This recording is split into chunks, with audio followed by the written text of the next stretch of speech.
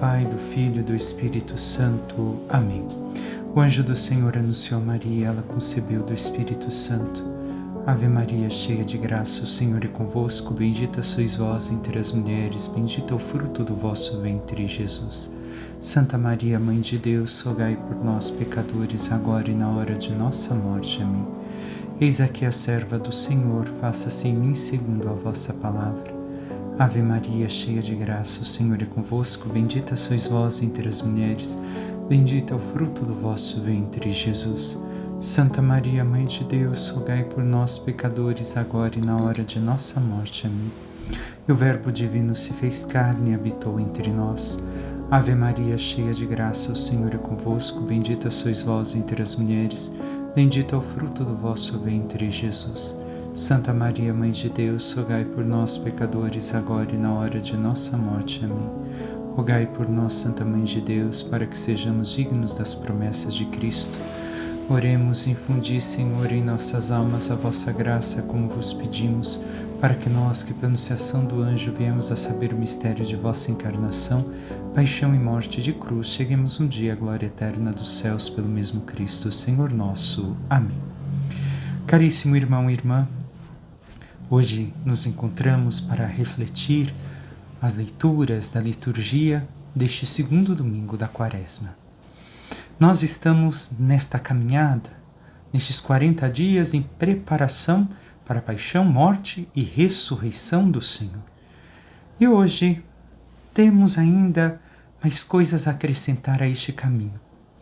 Coisas que nos edificam, nos fortificam, os motivos pelos quais devemos de nos empenhar ainda mais a caminhar na penitência, na oração, na caridade, que nos foram propostas justamente na semana passada, e intensificá-las, porque, em especial na liturgia de hoje, vemos aquilo que, em teoria, já sabemos. Encontramos o motivo pelos quais fazer tais coisas, a nossa meta, aonde devemos de chegar. E é por isso que a liturgia de hoje nos inspira a perseverarmos, não somente nesses 40 dias, mas durante toda a nossa caminhada espiritual na nossa vida, a seguirmos nesta constante de oração, penitência, jejum, caridade e tudo o mais que sabemos que devemos de fazer. Passemos, então, às leituras propriamente que hoje se colocam a cada um de nós. A primeira leitura é tirada de Gênesis 15 e encontramos justamente com Abraão. Abraão, a quem o Senhor já havia chamado de sua terra e prometido uma descendência, prometido um filho. Entremos no texto. Naqueles dias o Senhor conduziu Abraão para fora e disse-lhe: por quê? Inicia assim. Porque Abraão estava na sua tenda e estava mais uma vez se questionando: o Senhor me prometeu uma descendência e estou beirando a 100 anos de idade. Tem 30 anos que caminho com o Senhor e nada aconteceu. Até hoje não chegou o filho. Depois, Sara é estéril. O que eu tenho que fazer ainda? O Senhor havia feito a Abraão 2 promessas: o filho e a terra por herança. Já tinha, como disse, quase 100 anos, 30 anos sendo macerado pelo Senhor. Por 30 anos foi trabalhado. O Senhor trabalhou, macerou, mexeu, moveu Abraão por 30 anos para que a sua fé crescesse.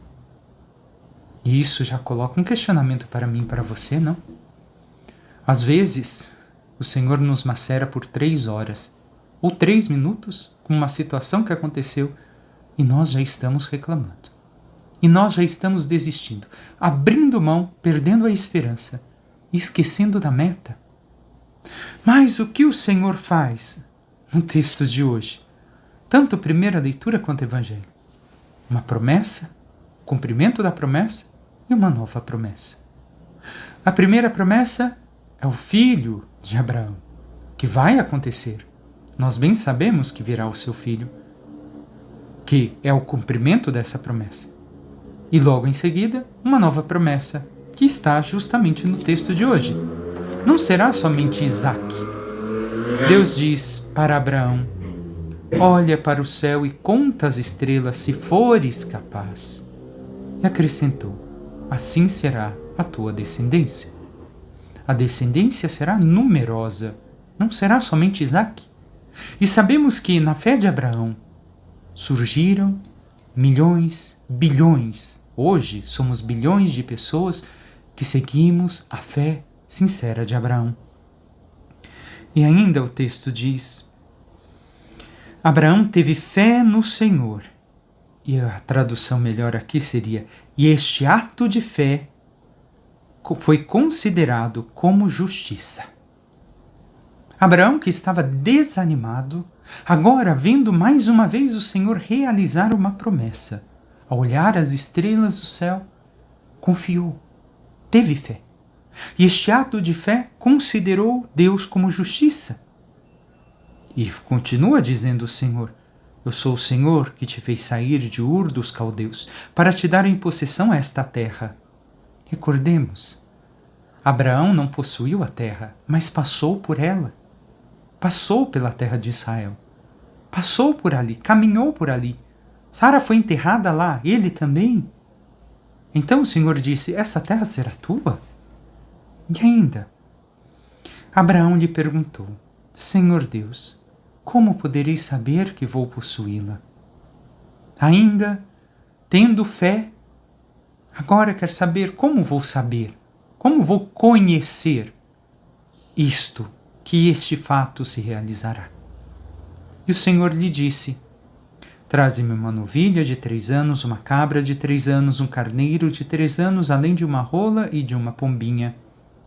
Abraão trouxe tudo e dividiu os animais pelo meio, mas não as aves, colocando as respectivas partes uma à frente da outra. Aves de rapina se precipitaram sobre os cadáveres, mas Abraão as enxotou. Quando o sol já ia se pondo, caiu um profundo sono em Abraão, e ele foi tomado de grande e misterioso terror. O que vemos aqui?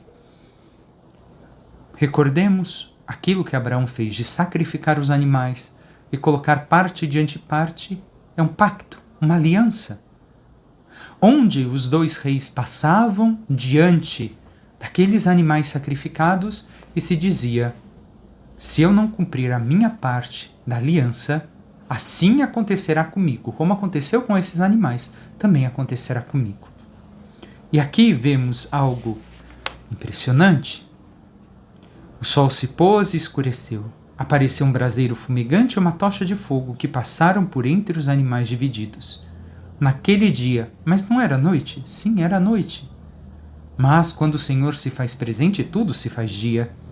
O Senhor fez aliança com Abraão, dizendo: aos teus descendentes darei esta terra, desde o rio do Egito até o grande rio, o Eufrates. E o que ainda encontramos aqui para nossa meditação? Ainda mais coisas. Depois de macerado pelo Senhor, Abraão perde suas esperanças, a fé em si mesmo, a sua esperança humana, para abraçar a esperança em Deus, confiar plenamente em Deus. Nesta aliança feita, não são Abraão e Deus que passam pelo meio dos animais sacrificados, somente Deus. Que isso aconteça a mim, que sou Deus, se eu não cumprir a promessa que te fiz, Abraão. É isso que o Senhor diz a Abraão, e é isso que o Senhor diz a cada um de nós. Se nós confiamos e temos uma esperança verdadeira nele, o Senhor realizará também para nós as suas promessas. Mas nós devemos de ser como Abraão, agir na fé, praticando, vivendo uma vida digna de Deus. Nesta mesma aliança, o fogo que ali aparece é o Espírito Santo, que purifica todas essas oferendas e também deve de purificar a cada um de nós. E devemos de compreender, como Abraão, que Deus tem os seus tempos e seus modos. Nós queremos que tudo seja resolvido para ontem, como o evangelho da semana passada, que meditamos a tentação de Jesus. Nós queremos uma solução prática, rápida. Mas não deve de ser assim. Deus tem seu tempo e seus modos. E vemos que Abraão vai viver toda a sua vida em consequência da sua fé.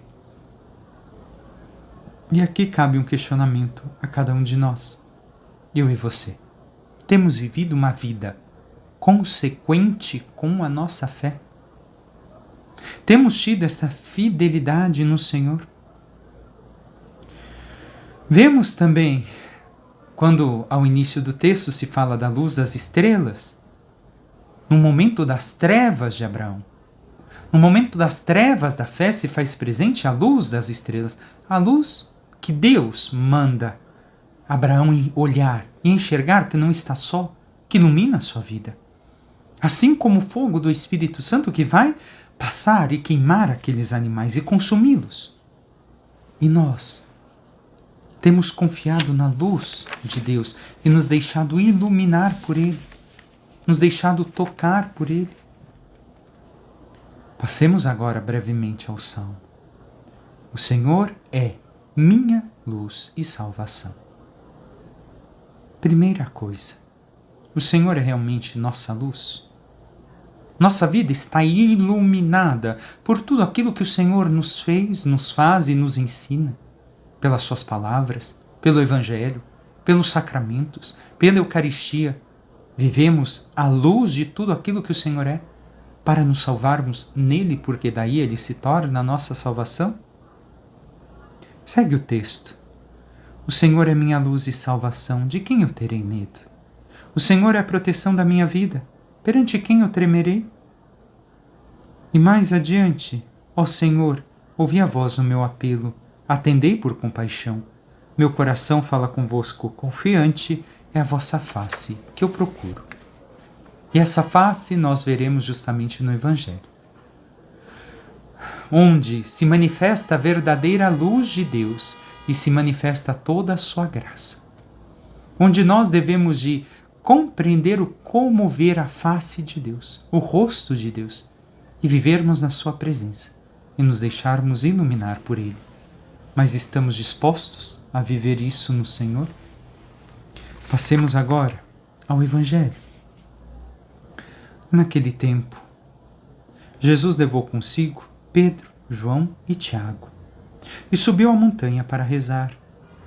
Enquanto rezava, seu rosto mudou de aparência e sua roupa ficou muito branca e brilhante.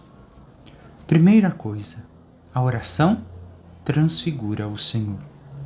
É a palavra utilizada no Evangelho, mas recordemos, não é que se transfigura, ele mostra quem verdadeiramente ele é. E aqui devemos de ter uma primeira compreensão.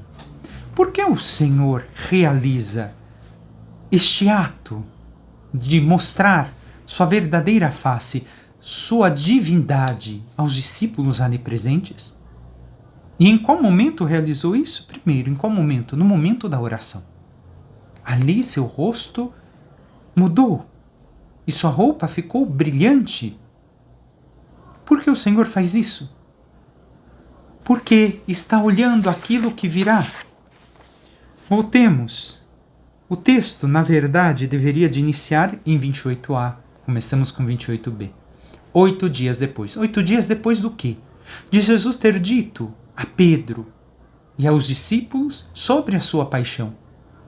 Eis que o Filho do Homem irá a Jerusalém, padecerá, sofrerá, morrerá e no terceiro dia ressuscitará. 8 dias depois. 8 dias depois, Jesus tinha dito isso. E o que faz agora? Jesus mostra quem é, porque se questiona como posso manter a fé desses discípulos que vão me ver desfigurado, que vão me ver com cusparadas no rosto, maltratado, machucado, ferido, e que eles não percam a sua fé em Deus e não percam a fé em mim. É isso que Jesus está realizando. Uma semana antes, aliás, 8 dias antes, Jesus havia perguntado: quem dizem os homens que eu sou? E que sabem quem eu sou de verdade? Vocês sabem quem eu sou? Agora Jesus mostra quem ele é. Pedro, pela luz do Pai, havia dito quem era Jesus. E estes 8 dias depois, que se manifesta aqui no texto de hoje, nos mostra o quê? O 8º dia, o dia da ressurreição de Cristo, para nos mostrar que Jesus fala conosco na liturgia da igreja. É ali que também ele se revela a cada um de nós.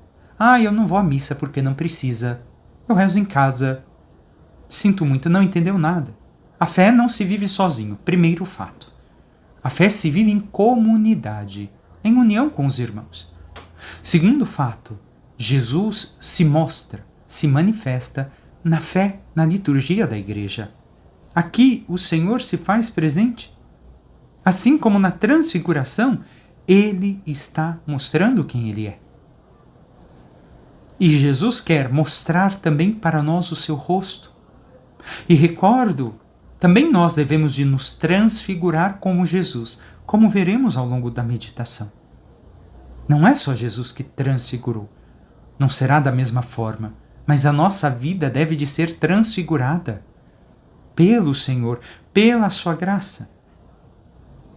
Aqui, 8 dias antes, o Senhor havia dito: quem quiser me seguir, negue-se a si mesmo, tome sua cruz a cada dia, venha após mim e me siga. Siga para onde? Para Jerusalém, para a paixão e morte redentora. Mas o cristianismo não para no sofrimento, não para na morte, não para na dor. Jesus aqui quer mostrar para nós que, muitas vezes, nós como discípulos não temos uma prova inconfutável. Basta a fé e virá a ressurreição. E aqui, Jesus está mostrando, através da sua transfiguração, aquilo que acontecerá após a sua paixão e morte, a ressurreição, para abandonarmos nossa vida nele. São Lucas está nos mostrando o caminho, expondo o caminho espiritual que estes 3 apóstolos fizeram, para que também nós façamos. Temos feito? Estamos fazendo? Muitos aspectos aqui já se colocaram diante de nós. Sigamos o texto. Eis que os 2 homens estavam conversando com Jesus. Eram Moisés e Elias. Como sabiam que eram Moisés e Elias? Não sabemos. Talvez pela representação que o povo de Israel tinha da figura de Moisés e Elias. Talvez porque a luz divina iluminou suas mentes e eles compreenderam quem estava diante de Jesus. Ou talvez foi dito por Jesus ou por eles quem eles eram. E assim estão conversando. Eles apareceram revestidos de glória e conversavam sobre a sua morte, a morte que Jesus iria sofrer em Jerusalém. A tradução mais correta não é essa. A tradução mais correta é: conversavam sobre o êxodo que Jesus iria sofrer em Jerusalém. O êxodo é saída, passagem. Aquilo que Jesus deveria de passar. Recordamos que semana passada vimos brevemente o nome e a meditação breve de Moisés e Elias? Aqui está o porquê. Moisés e Elias, 40 dias também de jejum. 40 dias sobre a montanha. Encontraram e queriam ver a face de Deus. Senhor, queremos ver sua face. Moisés, Deus disse: não, minha face não pode ver, porque vai morrer. Sobe, entra na montanha, vou colocar minha mão para tapar a cova onde estarás. Quando eu mandar você sair, você me verá pelas costas. Moisés viu a face de Deus? Não. Moisés teve que perceber que ao ver Deus passando, nós compreendemos a passagem de Deus pela nossa vida. As ações, os atos de amor de Deus na nossa existência. Ali podemos colher que Deus realmente passou na minha história, na minha vida. E Elias pensou que era o terremoto, o fogo, isso e aquilo. E Elias não viu a face de Deus. Deus se manifestou no silêncio de uma suave brisa. Ali Deus se manifestou. E agora, ambos que representam a lei e os profetas, mostram que estão vendo a face de Deus que tanto queriam ver, no Filho. Deus que havia dito a Moisés, e que Moisés dissera por sua própria boca, aquilo que Deus profetizara: virá um maior do que eu, agora atesta que ali está quem é maior do que ele, o profeta como ele. Ou melhor, aquele que faria obras semelhantes a dele. E Elias, que deu toda a profecia ao povo de Israel, ali mostra que está a realização de toda a profecia. Nele se cumpre a lei e os profetas. Estão ali vendo o cumprimento de todas as promessas de Deus e vendo a face de Deus no seu Filho, porque ambos viram somente a face de Deus quando subiram à glória, e não nessa questão de verem aqui nessa terra. Diante de Jesus, mais uma vez vem a face de Deus. E recordemos, ambos, segundo as Escrituras, Elias subiu numa carruagem de fogo. Mas, segundo uma antiga tradição judaica, Moisés também foi levado aos céus. Então, ambos agora veem a Deus, porque subiram aos céus, mas não viram sua face na terra, como estão vendo os discípulos através da face do Filho. Sigamos o texto e teremos ainda mais a meditar daquilo que já passamos do texto. Pedro e seus companheiros estavam com muito sono. Ao despertarem, viram a glória de Jesus e os 2 homens que estavam com ele. E quando estes homens se iam afastando, Pedro disse a Jesus: Mestre, é bom estarmos aqui. Vamos fazer 3 tendas, uma para ti, outra para Moisés e outra para Elias. É como se de um certo modo também Pedro aqui quisesse dizer: olha, não vamos para a paixão. Com Moisés e Elias aqui presente, e o Senhor sendo o Messias, vamos dominar. Jerusalém vai governar o mundo inteiro. Mas sabemos que não é esta a competência que Jesus veio realizar na face da terra. Não é um governo humano. Sigamos a nossa meditação. E ele estava ainda falando quando apareceu uma nuvem que os cobriu com sua sombra. Os discípulos ficaram com medo ao entrarem dentro da nuvem. Da nuvem, porém, saiu uma voz que dizia: Este é o meu filho escolhido, escutai o que ele diz. Enquanto a voz ressoava, Jesus encontrou-se sozinho. Os discípulos ficaram calados e naqueles dias não contaram a ninguém nada do que tinham visto. Recordemos a voz do Pai, a nuvem, o Espírito Santo, e o Filho, a glória do Pai manifestada naquele esplendor que viram. Então o Pai, mais uma vez, a voz, o Espírito Santo, a nuvem, a glória manifestada no rosto do Filho. E esta mesma nuvem é a nuvem que encheu o templo de Jerusalém quando consagrado, na época de Salomão, em que os sacerdotes caíram por terra prostrados, porque de tão grande era a glória, se prostraram, caíram em adoração a Deus. Esta mesma sombra da nuvem que envolveu Maria Santíssima e a encheu com sua graça. Mas sigamos aqui alguns pontos para a nossa reflexão ainda mais.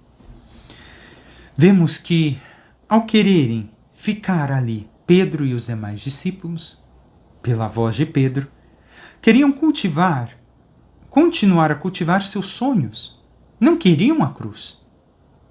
Como muitas vezes nós queremos fugir de algumas coisas que Deus coloca na nossa vida para que nós cresçamos em méritos para receber a glória do céu. E queremos viver somente aquilo que nos interessa, aquilo que nos é fácil, agradável, ou nosso sonho e projeto. Jesus nos mostra que não é isso. Nós devemos, de como Ele, sermos obedientes ao Pai, escutarmos a voz do Pai. O Pai diz: Este é meu filho amado, escutai-o, fazei tudo o que ele diz. E nós, temos realmente escutado o Senhor? Ou escutamos de entrar por uma orelha e sair pela outra? E não praticamos, não vivemos o que o Senhor nos pede. Ainda, alguns aspectos, o monte de Deus. O que é o monte de Deus? Não é somente o Monte Horebe, mas aqui é o subir a dinâmica de Deus, nos elevarmos à mentalidade de Deus. Isso acontece pela vida da graça, a vida sobrenatural e a vida de oração. Porque o monte é uma oração, um momento de estarmos intimamente unidos a Deus. É ali que devemos de nos encontrar. Nós devemos de nos destacar do modo de pensar dos homens para entrarmos no modo de pensar divino. Mas para isso é necessário oração, que intensificamos durante o tempo de Quaresma. E como temos rezado, meu irmão, minha irmã? Nossa oração tem sido autêntica, verdadeira, onde nos unimos ao Senhor, onde passamos a compreender pouco a pouco aquilo que Deus nos pede, nos ensina nas Escrituras, nos ensina na igreja, nos sacramentos, e temos modificado a nossa vida e pensado como Deus e não como os homens. Porque este é o caminho espiritual que fizeram esses 3 apóstolos. O de entrarem na mentalidade de Deus. O de compreenderem as coisas a partir do modo de pensar divino. O rosto de Jesus brilhava e era belíssimo. Isso nos mostra o quê? Qual é o contrário? O rosto dos homens são feios, como o rosto de feras, como dizem as Escrituras. Isso não quer dizer que devemos de nos achar feios, mas mostrando o rosto, aquilo que somos verdadeiramente no íntimo. O rosto meramente humano, sem a glória de Deus, sem estar em união com Deus, com a vida sobrenatural, vivendo a graça, a santidade, somente resplandece feiura. Não há beleza. Assim nós devemos de compreender que são como o rosto de feras. E não é assim a nossa vida?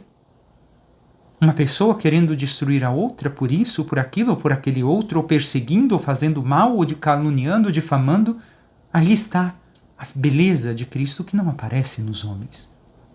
E como é o meu rosto e o teu?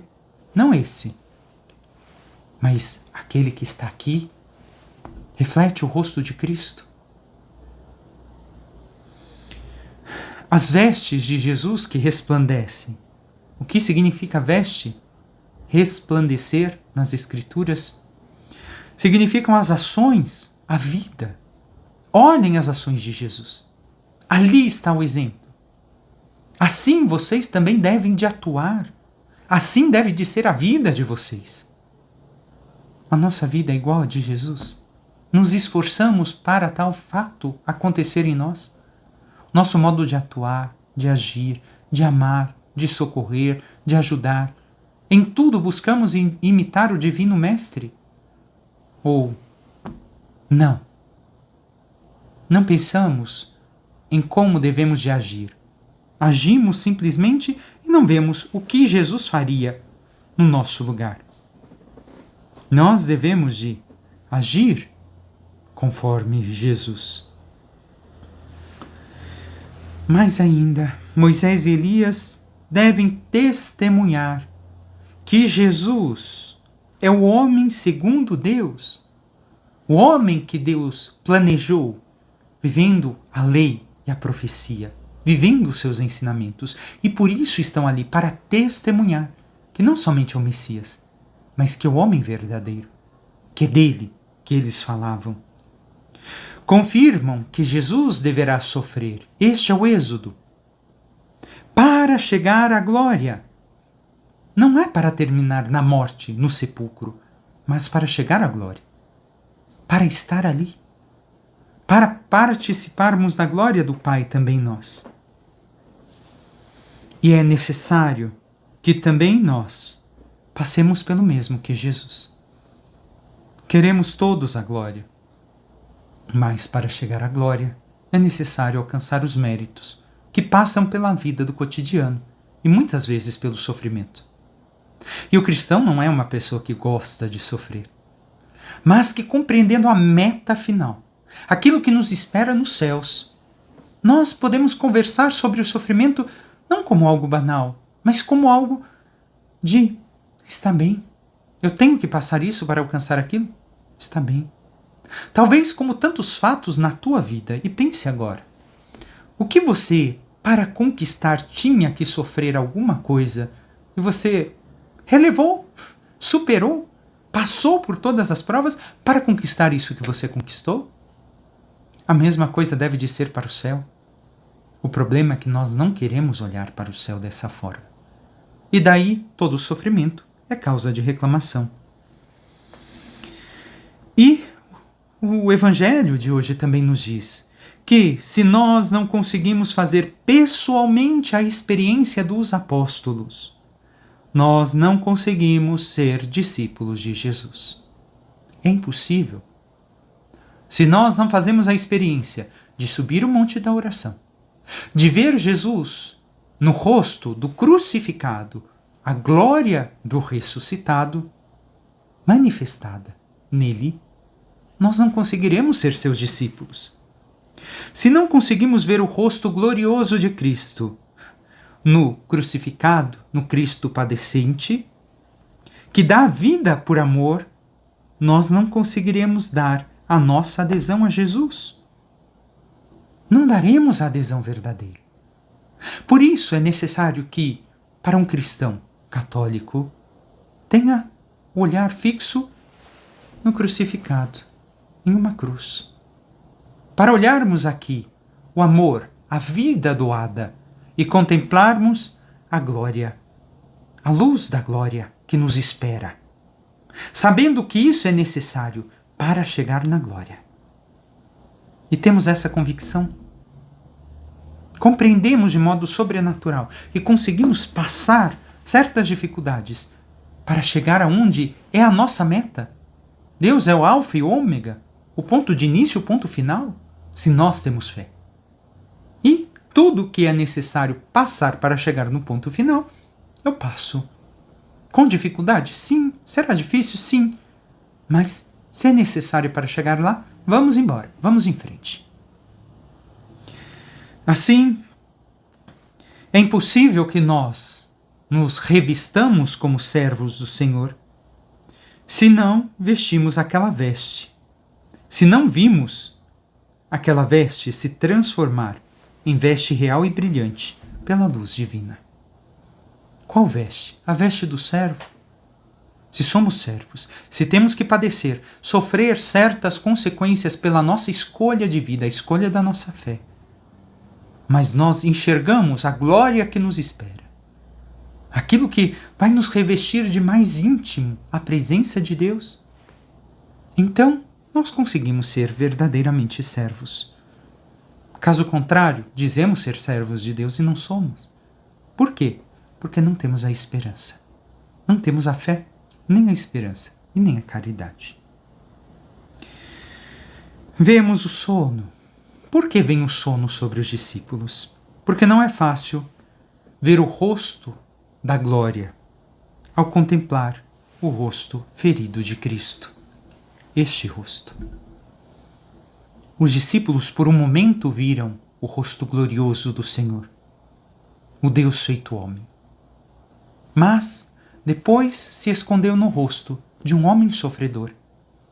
E com isso eu não quero ver, que sono, eu desvio o meu olhar. E não conseguiram mais contemplar o rosto glorioso do Senhor, naquele que padecia.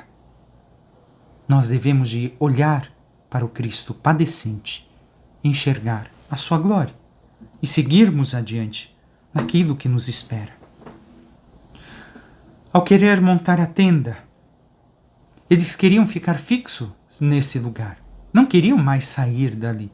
Não queriam voltar à cotidianidade, como ainda veremos uma segunda reflexão sobre isso mais adiante. Mas também quero nos dizer que não basta ver Jesus glorioso. É necessário pôr em ato aquilo que vimos, o nosso encontro com Ele, a nossa escuta na oração, vivermos. Voltarmos do encontro com Jesus na missa de cada domingo, na oração de cada dia, transformados e levarmos esta presença a todos. Manifestar a todos esta presença que tivemos com o Senhor, este encontro. Vemos que aqui Pedro quer ficar e os discípulos também. Quando chega o Getsêmani, todos saem, todos fogem, correm.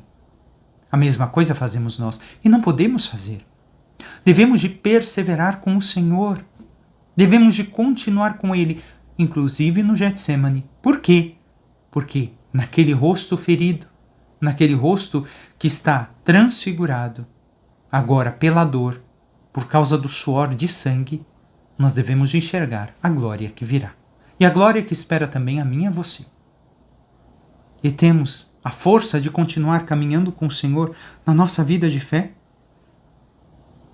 Os discípulos têm medo do caminho proposto, de irem a Jerusalém, de fazerem o êxodo com Jesus. Mas o Pai diz: este é meu filho amado, escutai-o, fazei o que ele diz, e vós sereis felizes. Se formos fiéis, como Moisés e Elias, na penitência que estamos, não só da Quaresma, da nossa vida, nos desafios, na caridade, na oração, também nós participaremos da glória de Jesus. Assim como fizeram depois os discípulos, confirmados na fé por Pentecostes. E temos feito. Estamos dispostos a fazer. Mais uma vez, quem sabe onde quer chegar, enfrenta qualquer desafio. É um obstáculo que eu tenho que passar, mas eu sei que eu chego lá.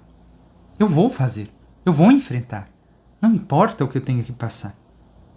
Vê que o sofrimento é algo passageiro na nossa vida, que acumula uma glória enorme sobre nossas cabeças.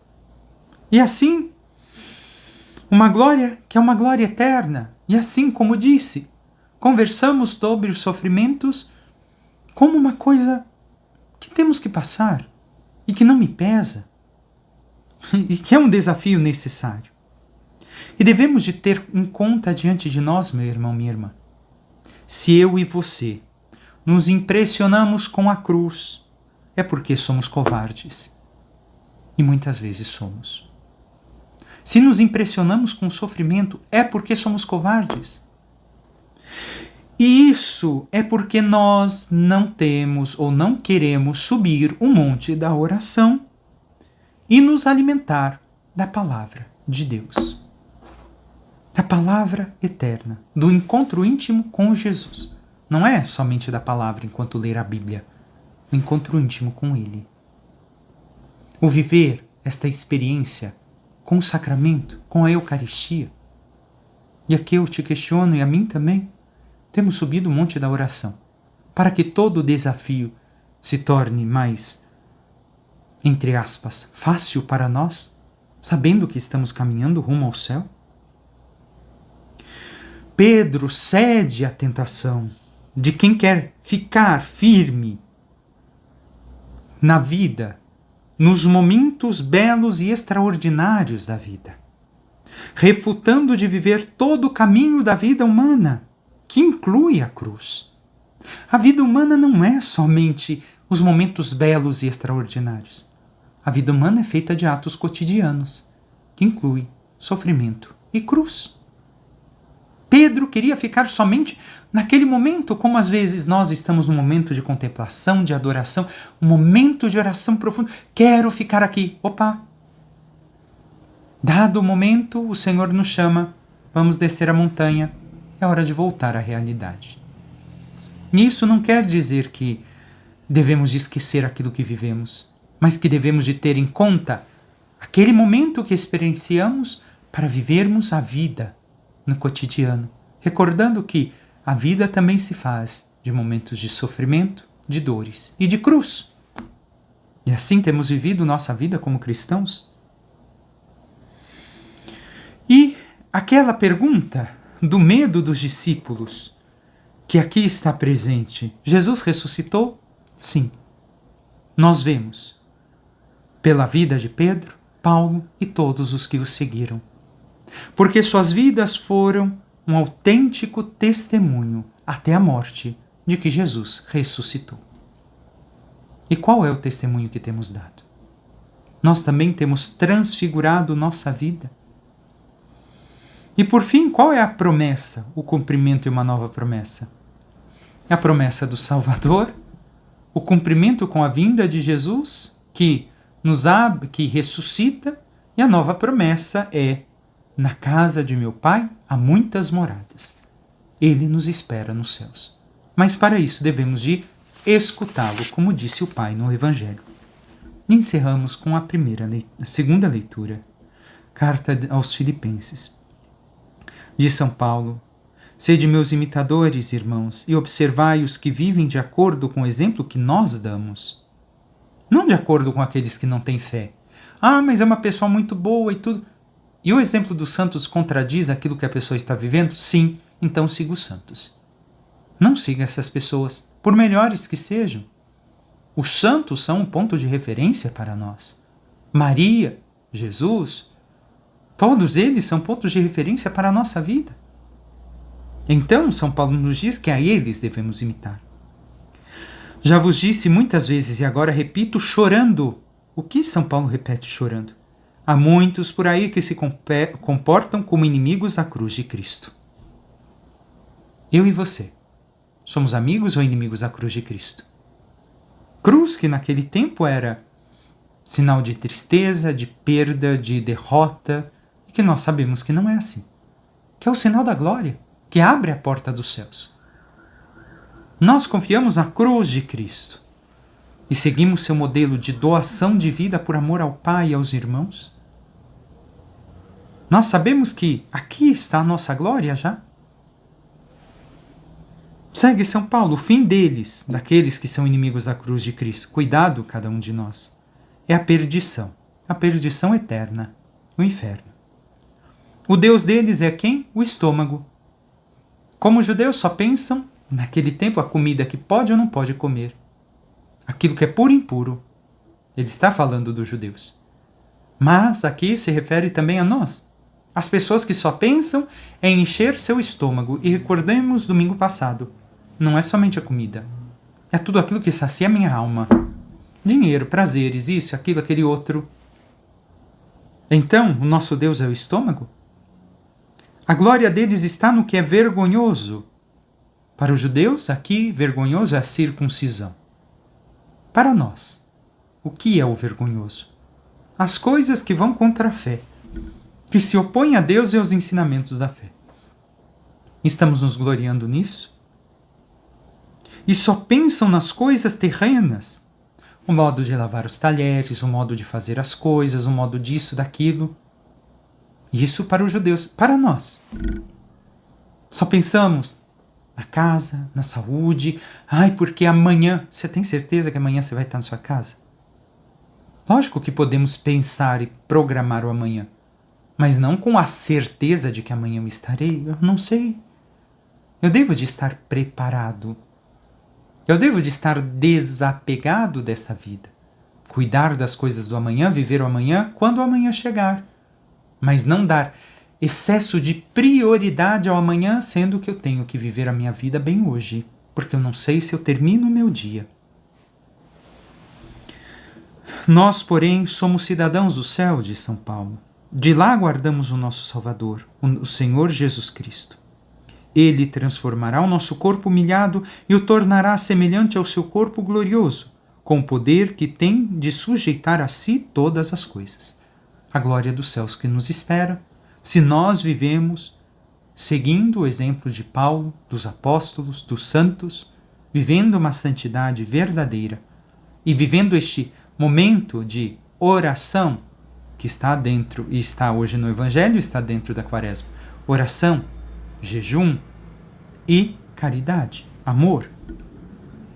Assim, meus irmãos, a quem quero bem e dos quais sinto saudade, minha alegria, minha coroa, meus amigos, continuai firmes no Senhor. Sabendo o que nos espera, que é a glória dos céus, e isso só vamos compreender pouco a pouco à medida que nós vivemos a espiritualidade, a vida de oração, a vida da graça, a busca de santidade.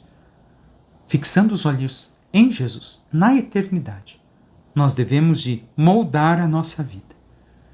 E saber, os sofrimentos são coisas que devo de passar para acrescentar méritos à glória que Deus reservou para mim.